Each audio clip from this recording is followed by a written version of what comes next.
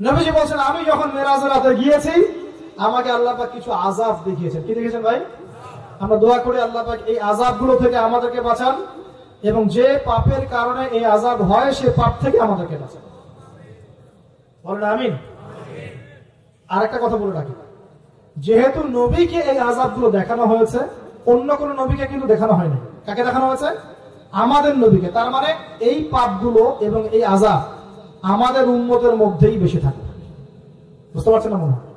এই আযাব এবং পাপগুলো কি অন্য কোন নবীকে দেখানো হয়েছে? আমাদের নবীকে দেখানোর কারণ কি? কারণ আপনার উম্মতের মধ্যে এই পাপগুলো ছড়াবে বেশি, এবং আপনার উম্মতের একটা অংশ এই আযাবগুলো ভোগ করবে। কি আযাব? নবীজি যাচ্ছেন, দেখছেন, যুবকরা শোনো ভালো করে, নবীজি দেখছেন একটা চুলা। কি ভাই? তন্দুর রুটি দেখেছেন, যে চুলায় রান্না করে, ঠিক ওই রকম শব্দই হাদিস এসেছে, তন্দুর। এই চুলা এমন চুলা যার মাথাটা হচ্ছে সরু, নিচের দিকটা মোটা, নিচে আগুন জ্বলছে, ভিতরে কিছু মানুষ আছে, নিচ থেকে আগুনের দাবদাহ আসছে। যখনই আগুন আসছে জাহান্নামের, তখন তারা ধাউ ধাউ করে উপরে উঠছে, আবার যখন আগুন নেমে যায় তখন তারা নিচে নেমে যায়। নবীজি মর্মান্তিক দৃশ্য দেখে বললেন যে এরা কারা, যাদেরকে এমন আযাব দেওয়া হচ্ছে? জিবরাইল আলাইহিস সালাম বললেন, যুবক ভাই শোনেন ভালো করে, জিবরাইল আলাইহিস সালাম বললেন, এরা হচ্ছে আপনার উম্মতের সেই সব ব্যক্তি যারা বিবাহ বহির্ভূত জিনা করেছিল। এই পাপটা মারাত্মক। আল্লাহ পাক আমাদের সবাইকে এই পাপ থেকে ফিরে আসার তৌফিক দান করুন, এবং এই পাপ যদি করে থাকেন হতাশ হবেন না, তওবা করে আজকেই ফিরে আসবেন। তওবা করলে আল্লাহ পাক যে কোনো পাপ মাফ করে দেবেন ইনশাআল্লাহ। যে কোনো পাপ, তওবা খাস করতে হবে, কোনোদিন এই পাপে লিপ্ত হওয়া যাবে না। এই যে গত 3-4 দিন আগে একটা দিবস চলে গেল না, লক্ষ লক্ষ কোটি কোটি যুবক যুবতী এই পাপ করেছে,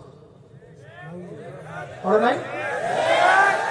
আর আমরা উস্কে দিয়েছিলাম কাছে আসার গল্প, অমুক তমুক, হাবি যাবি, কত কথা।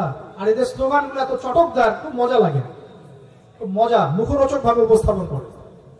আল্লাহ পাকের কাছে আসার গল্প করা যায় না, রাসূলের কাছে আসার গল্প করা যায় না। আসলে এখনকার মিডিয়াগুলো এতটাই নির্লজ্জ হয়ে গেছে। কেন বলছি শোনেন, ইসলামের সাথে শত্রুতা তো আছেই, কোনদিনও আল্লাহর কাছে আত্মসমর্পণ করা লাগে এমন কোন ওয়ার্ডও বলবে না। টাইটেল দিবে ভূমিকম্পের কাছে মানুষ কত অসহায়, টাইটেল দিয়েছে। প্রাকৃতিক বিপর্যয়ের সামনে মানুষ কত অসহায়, প্রকৃতির কাছে মানুষ কত অসহায়, এসব টাইটেল দিয়ে ভিডিও দিচ্ছে। ওই যে ভূমিকম্প ইস্যুতে একটা বারও বললো না যে এই আল্লাহ পাকের কাছে, আল্লাহর শক্তির সামনে মানুষ কত অসহায়। ওই শব্দ ব্যবহার করা যাবে না। ওই শব্দ ব্যবহার করলে আপনি মৌলবাদী হয়ে যাবেন। যে প্রকৃতিটা কি? প্রকৃতি কে? প্রকৃতি কাকে বলে? কত প্রকার? প্রকৃতির স্রষ্টা কে? প্রকৃতি কে নিয়ন্ত্রণ করছে? ভূমিকম্পের কোনো ক্ষমতা আছে? না, ভূমিকম্প যে দেয় তার ক্ষমতা আছে। এই সাগরের কোনো ক্ষমতা আছে? সাগরে যে জলোচ্ছ্বাস দেয় তার ক্ষমতা আছে। এই মাটিটাকে স্থির কে রেখেছে এখন? আমরা তো এখনো মহাবিশ্বে ঘুরছি না? এই যে ওয়াজ করছি যখন আমরা, এখনো পৃথিবীতে ঘুরছে। আমরা কি বুঝতে পারছি কে পৃথিবীকে স্থির রাখলো? কেউ বলবে না যে আল্লাহর আযাবের সামনে মানুষ কত অসহায়। হ্যাঁ, বলবে প্রকৃতির সামনে মানুষ কত অসহায়, ভূমিকম্পের সামনে মানুষ কত অসহায়। মানে এমন এমন চটকদার কিছু শব্দ দিবে, এই শব্দগুলো আপনাকে চিনিয়ে দিবে যে কারা আল্লাহর বাহিনী, কারা আল্লাহর দুশমনের বাহিনীর মধ্যে আছে। এখানে যুবকদেরকে উৎসাহিত করা হয়েছে না জানার জন্য। আর নবী সাল্লাল্লাহু আলাইহি ওয়াসাল্লামকে কেন দেখানো হলো? কারণ তার উম্মতের মধ্যে জিনার পাপ ছড়িয়ে পড়ে বেশি। কিসের মধ্যে? চুলার মধ্যে শাস্তি দেওয়া হচ্ছে, চুলায় শাস্তি দেওয়া হচ্ছে। নবীজি বলছেন তাদের ভিতর থেকে এত দুর্গন্ধ বের হচ্ছিল যেন মনে হচ্ছিল যে কোনো পাবলিক টয়লেটের পাশ দিয়ে আমরা যাচ্ছিলাম। প্রিয় ভাই, আল্লাহর ওয়াস্তে জিনার ধার কাছেও যায় না। আল্লাহ পাক বলেছেন ওয়ালা তাকরাবু জিনা, জিনার কাছেও যেও না। এক নাম্বার শাস্তি কি রেখেছেন নবী সাল্লাল্লাহু আলাইহি ওয়াসাল্লাম? কিসের শাস্তি? তন্দুর চুলার মধ্যে আগুনের শাস্তি। কিসের পাপের কারণে? বলেন, জিনা। এই উম্মতে মুহাম্মাদের মধ্যে জিনা ছড়িয়ে পড়েছে কিনা? এখন আমরা কি এই স্রোতে গা ভাসাবো না দূরে থাকবো? আমরা হালাল উপার্জনের সোর্স তৈরি করব, পরে হালাল বিয়ে করবো। হালাল উপার্জনের মাধ্যম তৈরি করবেন, পরে বিয়ে করবেন ইনশাআল্লাহ। বিয়ের আগে কোনো পীড়িত নাই, সব পীড়িত বিয়ের পর ইনশাআল্লাহ পারা যাবে ইনশাআল্লাহ।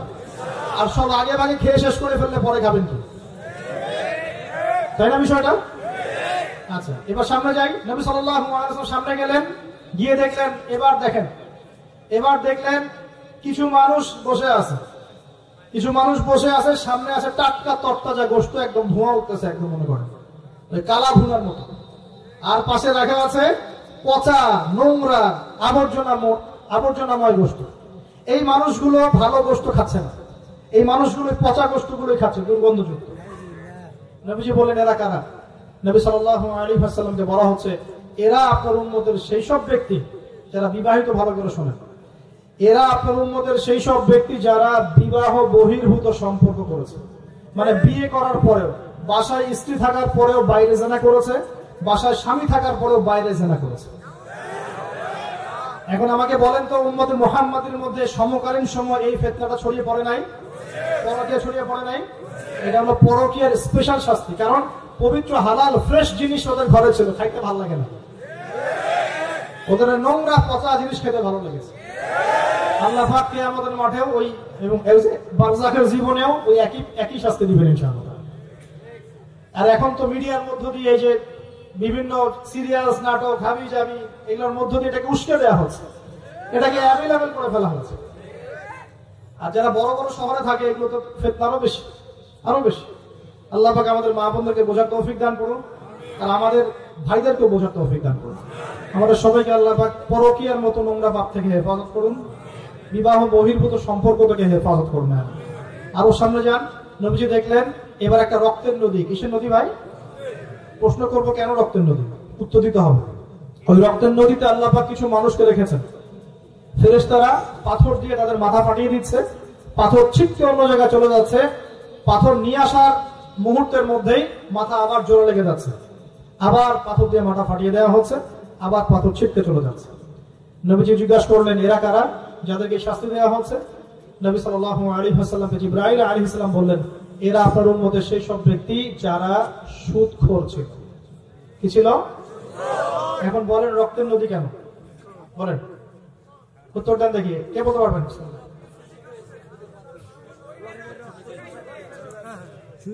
মাশাআল্লাহ মাশাআল্লাহ, শুকরিয়া।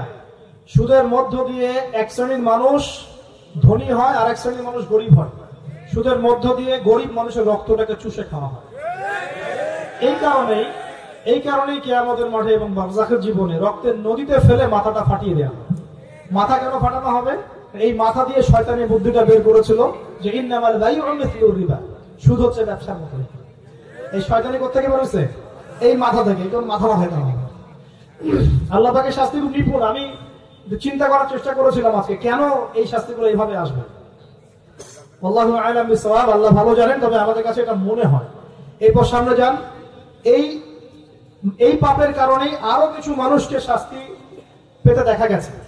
নবীজি দেখেছেন আরো এক শ্রেণীর মানুষ যাদের পেটটা ফুলে আছে।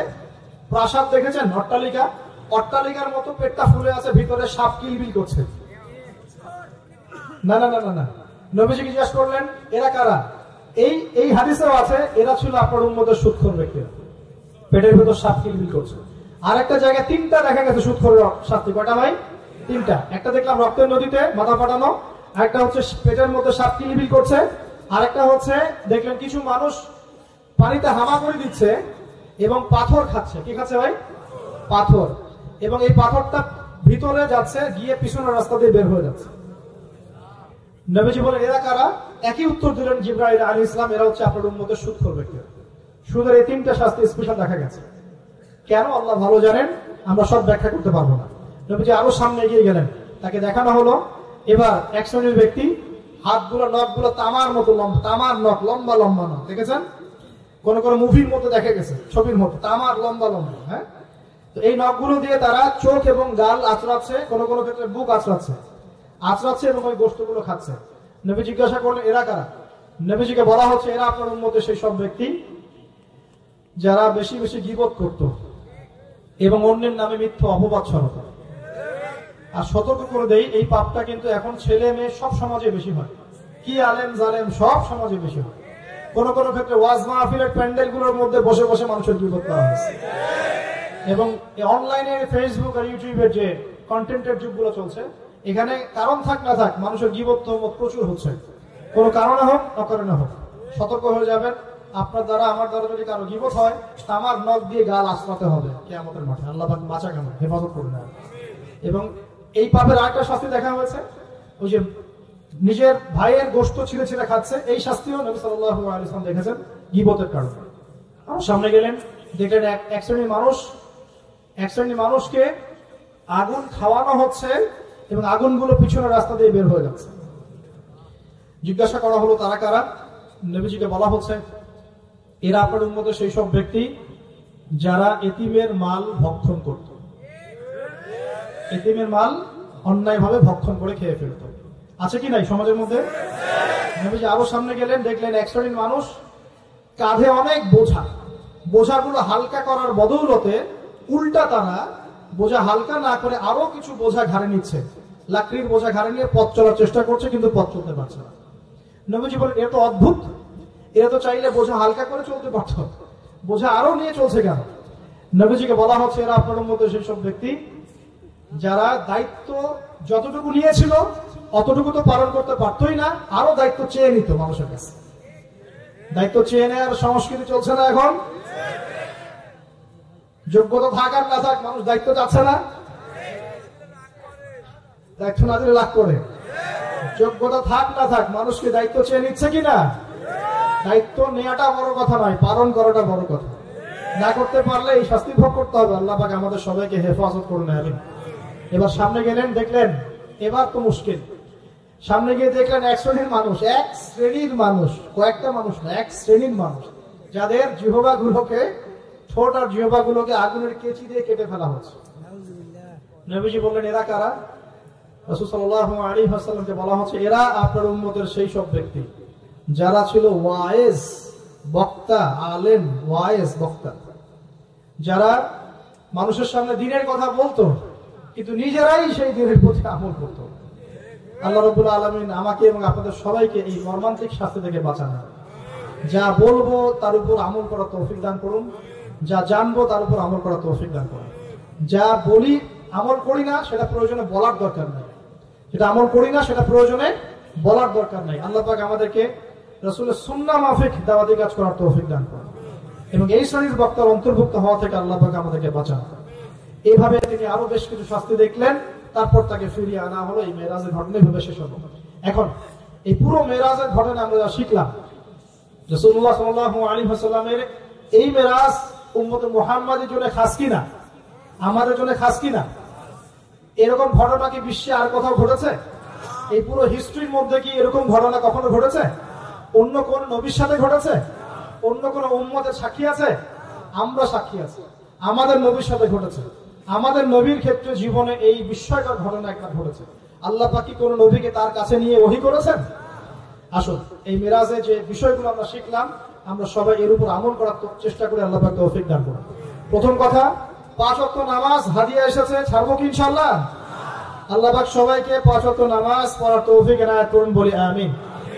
2 নাম্বার, সূরা বাকারার যে শেষের আয়াতগুলো সেগুলো আমল করব তো ইনশাআল্লাহ? আল্লাহ তৌফিক এনায়েত করুন, বলি আমিন। তৃতীয়ত হচ্ছে শিরকের পাপে লিপ্ত না হলেই জান্নাতে যাব ইনশাআল্লাহ। শিরকের পাপে লিপ্ত হবেন কখনো? আল্লাহ পাক শিরক কি কেন বোঝার তৌফিক দান করুন, শিরক মুক্ত আমল করার তৌফিক দান করুন। যে শাস্তিগুলো দেখে এসেছেন নবী সাল্লাল্লাহু আলাইহি ওয়াসাল্লাম, আমাদের মা বোনদেরকে কি বেপরদায় রাখবো? ফ্যামিলিস্ট রেভলিউশনে ধোকায় পড়বো? আমরা কি জান্নাতে যাওয়ার জন্য একটু কষ্ট করতে পারবো না? ইনশাআল্লাহ। আর জাহান্নাম ঘেরা আছে প্রবৃত্তি দিয়ে, প্রবৃত্তির দাসত্ব করব? সুদ কি খাবো? আমরা কি এতিমের মাল ভক্ষণ করব? জেনার পাপে লিপ্ত হব? আমরা কি সুদের পাপে লিপ্ত হব? আমরা কি মৃত ভাইয়ের গোশত খাওয়ার পাপ করব? আমরা কি এমন বক্তা হব যে কথা বলে কিন্তু আমল করে না? আমরা কি দায়িত্ব পালন করতে পারি না, এমন দায়িত্ব ঘাড়ে নিব? আল্লাহ পাক আমাদেরকে সবাইকে মেরাজের রাতে নবী সাল্লাল্লাহু আলাইহি ওয়াসাল্লাম যে মর্মান্তিক আযাব গজবগুলো দেখে এসেছেন, এগুলো চেনার, বোঝার এবং এগুলো থেকে দূরে থাকার তৌফিক দান করুন, বলি আমিন। এই পাপগুলো থেকে আমাদের সবাইকে দূরে থাকার তৌফিক দান করুন, বলি আমিন। এবং নবী সাল্লাল্লাহু আলাইহি ওয়াসাল্লাম যে 3টা স্পেশাল হাদিয়া নিয়ে এসেছেন, এই 3টা দাঁতের মাড়ি দিয়ে আঁকড়ে ধরার তৌফিক দান করুন, বলি আমিন।